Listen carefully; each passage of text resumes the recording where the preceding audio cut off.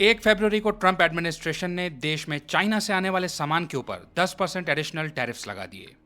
वजह यह बताई गई कि चाइना से यूएस में फेंटेनिल ड्रग आती है और इलीगल इमिग्रेंट्स आते हैं। अमेरिका में इस समय फेंटेनिल एक बहुत बड़ी समस्या है। फेंटेनिल ड्रग कॉमनली यूज किए जाने वाली पेन किलर मॉर्फिन से 50 से 100 गुना ज्यादा पोटेंट होती है। फेंटेनिल की इसी हाई पोटेंसी के कारण इसकी ओवरडोज होना बहुत आम बात है। ड्रग ओवरडोज से यूएस में साल भर में 1 लाख से ज्यादा लोग अपनी जान गंवाते हैं। तो ये अमेरिका के अंदर काफी बड़ी क्राइसिस है। इसलिए यूएस चाहता है कि चाइना में मैन्युफैक्चर की जाने वाली फेंटेनिल यूएस के अंदर ना आए। तभी प्रेशर बनाने के लिए ट्रंप एडमिनिस्ट्रेशन ने चाइनीज एक्सपोर्ट्स के ऊपर 10% एडिशनल टैरिफ्स लगा दिए हैं। ध्यान रखिएगा, ये एडिशनल टैरिफ्स हैं। जो सामान चाइना से यूएस में आएगा उस पर मात्र 10% टैरिफ्स नहीं है। चाइना के ऊपर ऑलरेडी टैरिफ्स थे और उसके ऊपर से अब ये 10% और लगा दिए गए हैं। 2018 में भी ट्रंप ने अपनी फर्स्ट टर्म में चाइना के ऊपर टैरिफ्स लगाए थे। बाइडेन एडमिनिस्ट्रेशन ने भी इन टैरिफ्स को लिफ्ट नहीं किया था, इन्हें कंटिन्यू रखा था। तो ये टैरिफ्स ऑलरेडी थे और उनके ऊपर से अब 10% टैरिफ्स लगे हैं।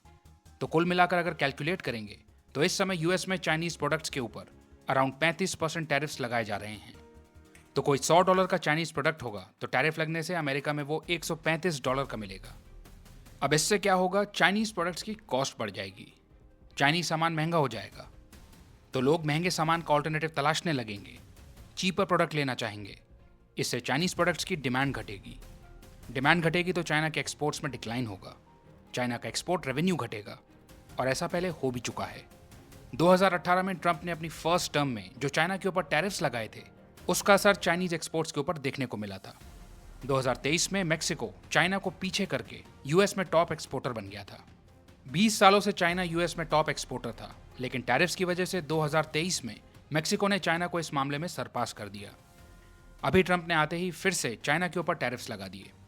हालांकि चाइना इस चीज के लिए तैयार था। चाइना जानता था कि जिस प्रकार ट्रंप ने अपनी पहली टर्म में भी टैरिफ्स लगाए थे उसी प्रकार अपनी दूसरी टर्म में भी वो टैरिफ्स लगाएंगे। इन चीजों में ट्रंप एकदम प्रेडिक्टेबल हैं। वो प्रोटेक्शन स्टैंस लेंगे, टैरिफ्स लगाएंगे, कॉर्पोरेट और पर्सनल इनकम टैक्स को कम करेंगे। ये चीजें ट्रंप के बारे में प्रेडिक्टेबल हैं।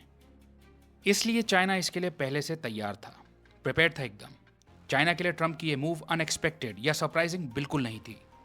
चाइना ने फौरन डब्ल्यूटीओ में यूएस के अगेंस्ट कंप्लेंट फाइल करी, यूएस के टैरिफ्स को डिस्क्रिमिनेटरी और प्रोटेक्शनिस्ट बताया। हालांकि इस कंप्लेंट का ज्यादा कुछ होगा नहीं, बट हाँ, जिस मूव से कुछ होगा वो ये है कि चाइना ने यूएस के गुड्स के ऊपर रिटेलिएटरी टैरिफ्स अनाउंस किए हैं।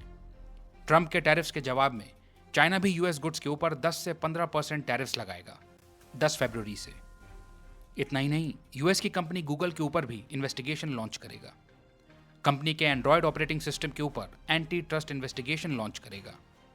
इस तरह से चाइना यूएस के साथ ट्रेड नेगोशिएशंस में लेवरेज गेन करेगा। चाइना जानता है कि ट्रंप इस तरह से टैरिफ्स लगा करके सामने वाले देशों की पॉलिसीज को अपने फेवर में मोड़ना चाहते हैं, उनकी पॉलिसीज को शेप करना चाहते हैं। टैरिफ्स के जरिए प्रेशर डालकर अमेरिका के लिए फेवरेबल डील क्रैक करना चाहते हैं कि ऐसी डील करोगे तो टैरिफ्स नहीं लगाएंगे। तो एक तरह से टैरिफ्स ट्रंप के लिए बार्गेनिंग टैक्टिक हैं। क्योंकि ध्यान दीजिएगा, ऐसा नहीं है कि ट्रंप केवल अपने एडवर्सरीज के ऊपर टैरिफ्स लगा रहे हैं, ट्रंप तो अपने एलाइज के ऊपर भी टैरिफ्स लगा रहे हैं। जैसे कनाडा के ऊपर 25% टैरिफ्स अनाउंस कर दिए थे, जबकि कनाडा यूएस का एलाई है। ट्रंप ने यहां तक कि यूरोपियन यूनियन के ऊपर भी टैरिफ्स लगाने की धमकी दी है। तो किसी भी देश की पॉलिसी को अपने अनुसार ढालने के लिए, उसके ऊपर प्रेशर बनाने के लिए ट्रंप टैरिफ्स का इस्तेमाल कर रहे हैं, फिर चाहे वो मित्र मुल्क ही क्यों ना हो। ट्रंप ऐसा क्यों कर रहे हैं वो समझिए। यूएस जो सामान इंपोर्ट करता है उसमें कनाडा, मेक्सिको और चाइना, इन तीनों देशों का ही शेयर मिलाकर देखें तो 40% से ज्यादा है। 15.5% के आसपास यूएस इंपोर्ट्स मेक्सिको से आते हैं, 13.5% के अराउंड चाइना से आते हैं और लगभग 12.5% कनाडा से आते हैं। ट्रंप इन देशों के ऊपर टैरिफ्स लगाकर एनुअली 300 से लेकर $350 बिलियन के रेवेन्यू शॉर्टफॉल को पूरा करना चाहते हैं। इससे वो जो कॉर्पोरेट और पर्सनल इनकम टैक्स को कम करना चाहते हैं, कुछ हद तक उसकी भरपाई कर सकते हैं। लेकिन इसमें बड़ा कैच ये है कि ये जो आप रेवेन्यू जनरेट करने की सोच रहे हो, ये तो आप तब करोगे ना जब इंपोर्ट का वॉल्यूम सेम रहेगा। कितना रेवेन्यू जनरेट होगा ये तो आपने अभी कितना सामान आ रहा है उसके बेसिस पर कैलकुलेट किया है। बट क्या टैरिफ्स लगाने के बाद भी जितना सामान आता था उतना ही आता रहेगा? नहीं। जब आप टैरिफ्स लगाओगे, इन देशों का सामान आपके यहाँ महंगा हो जाएगा, इंपोर्टर्स उस प्राइस को कंज्यूमर्स को पास ऑन कर देंगे, कॉस्ट बढ़ जाएगी तो इनकी डिमांड गिर जाएगी, तो जितना सामान आता था उतना नहीं आएगा, गुड्स की इंपोर्ट वॉल्यूम कम हो जाएगी, और जब गुड्स की इंपोर्ट वॉल्यूम कम हो जाएगी तो जो आपका एस्टिमेटेड रेवेन्यू है वो भी कम हो जाएगा। अमेरिकन इंपोर्टर्स ऑल्टरनेटिव सोर्सेज ढूंढने लगेंगे। जिन देशों के ऊपर आप टैरिफ्स लगाओगे वो ऑल्टरनेटिव डेस्टिनेशंस तलाशने लगेंगे। देश में सामान महंगा होगा या शॉर्टेज आएगी तो सरकार के ऊपर प्रेशर आएगा।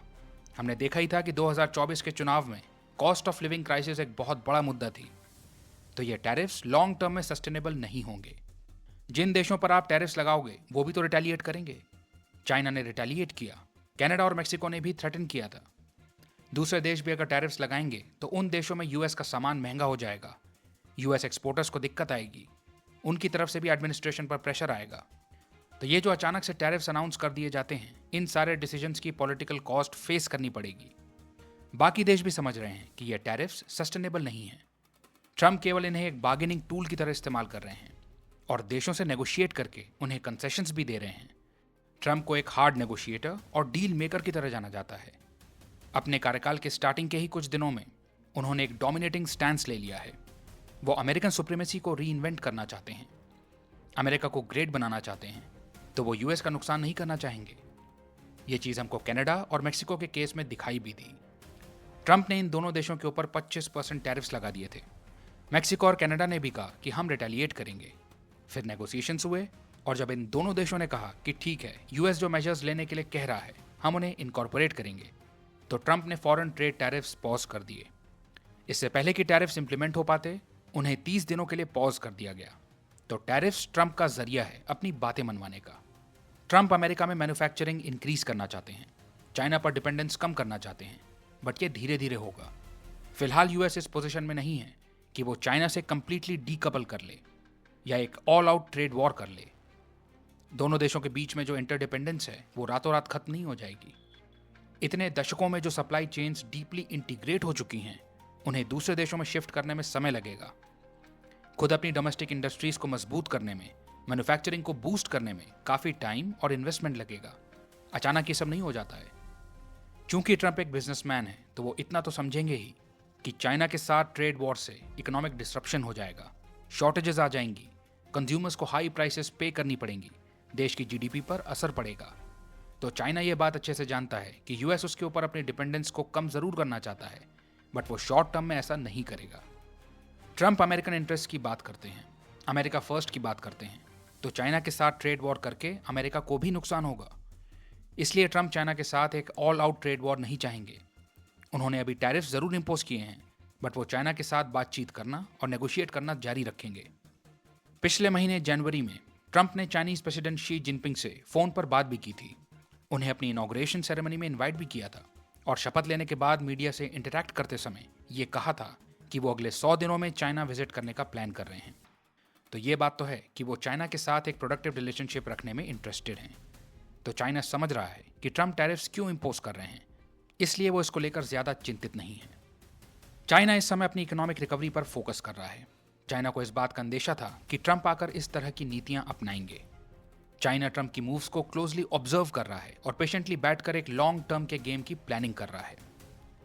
ट्रम्प की ये लास्ट टर्म है, इसके बाद वो यूएस के कॉन्स्टिट्यूशन के हिसाब से प्रेसिडेंट के पद के लिए खड़े नहीं हो पाएंगे। अगले 4 साल में ट्रम्प का कार्यकाल खत्म हो जाएगा। तब तक चाइना ट्रम्प की इराटिक पॉलिसी से होने वाले इकोनॉमिक इम्पैक्ट को मिटिगेट करने की कोशिश करेगा और एक स्ट्रेटेजिक लॉन्ग टर्म अप्रोच को फॉलो करेगा। अपने आप को रेजिलियंट बनाने की दिशा में फोकस करेगा। अन्य देशों के साथ अपनी ट्रेड पार्टनरशिप्स को डाइवर्सिफाई करेगा।